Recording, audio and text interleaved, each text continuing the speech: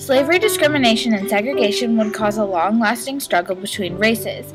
Harriet, Beecher, Stowe, and Ella Baker are examples of the many who fought to change the ideas and opinions planted in the minds of the community. Harriet Beecher Stowe was born on June 14, 1811 in Connecticut.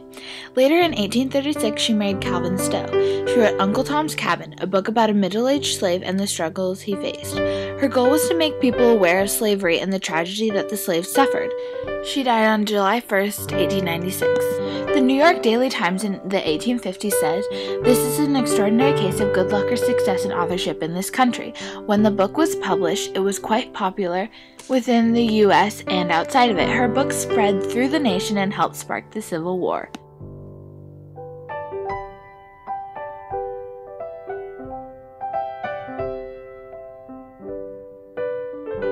The Civil War was over, the segregation between blacks and whites was still an issue. Ella Baker was born in Virginia September 13th of 1903. As a student, she protested against rules and regulations, which later inspired her to become involved and even create some organizations that fought for civil rights. She founded the Student Nonviolent Coordinating Committee, which performed sit-ins in the local restaurants and bars. Ella Baker's goal was to make, quote, the killing of a black mother's son as important as the killing of a white mother's son. When she died, she knew that many would follow her lead in the years to come.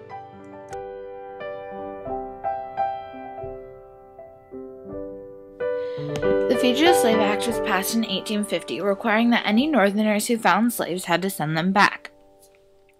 This new rule made slaves a bigger topic of discussion. Uncle Tom's Cabin showed people the severity of the problem.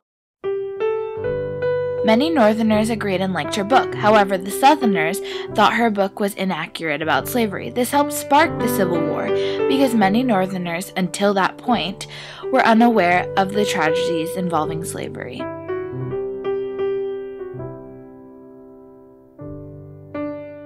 The Civil War stopped slavery, but it did not resolve all the problems between blacks and whites. The nation became divided and people were being labeled and placed in specific categories.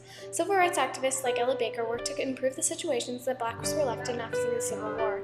Ella Baker shared her opinions about the discriminations against blacks so that people would become aware of the world around them. Ella Baker believed that equal rights was an important part of making a country strong and united.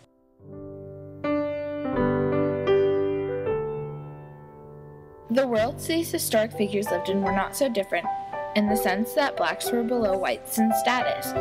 Though Harriet was white, she was still restricted like Ella because they were both women. Harriet wrote a book because she was not able to speak publicly about her opinions, while Ella spoke. Both chose to use words to impact people's opinions. They tested their boundaries to the full extent. With unceasing persistence, they worked to achieve the unthinkable.